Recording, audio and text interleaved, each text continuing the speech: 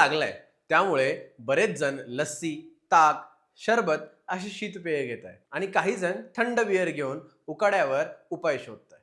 थांबा थांबा, थंड बियरचं नाव ऐकून लगेच खुश नका होऊ, कारण हा व्हिडिओ तुम्हाला एक किस्सा सांगण्यासाठी आहे.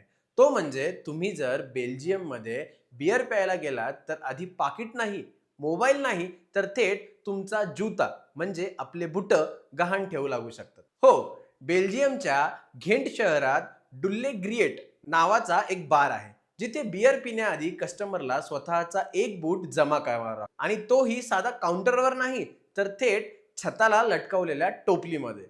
आता तुम्ही म्हणशाल, बियर प्यायचा आणि बूट विकायचा नेमका संबंध काय? तर त्यामागचं कारणही भन्नाट आहे. या बारमध्ये बियर एका खास क्वॉक नावाच्या ग्लासमध्ये दिली जाते. या ग्लासचा बेस गोल असतो, म्हणजे तो टेबलावर सरळ उभाच राहत नाही. त्यासाठी वेगळं लाकडी स्टँड सुद्धा बनवलेलं आहे. आणि जर हा ग्लास हातातून निसटला तर थेट बारवाल्यांच्या हृदयावर घाव बसतो. कारण ह्या एका ग्लासची किंमत तब्बल 10,000 रुपये असल्याचं सांगितलं जातं.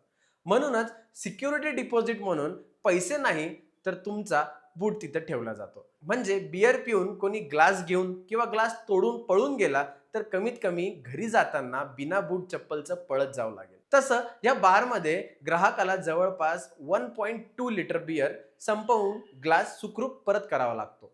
त्यानंतरच त्याचा बूट परत मिळतो. आणि या भन्नाट नियमामुळे हा बार आता जगभरात टुरिझममध्ये खूप प्रसिद्ध झाला आहे.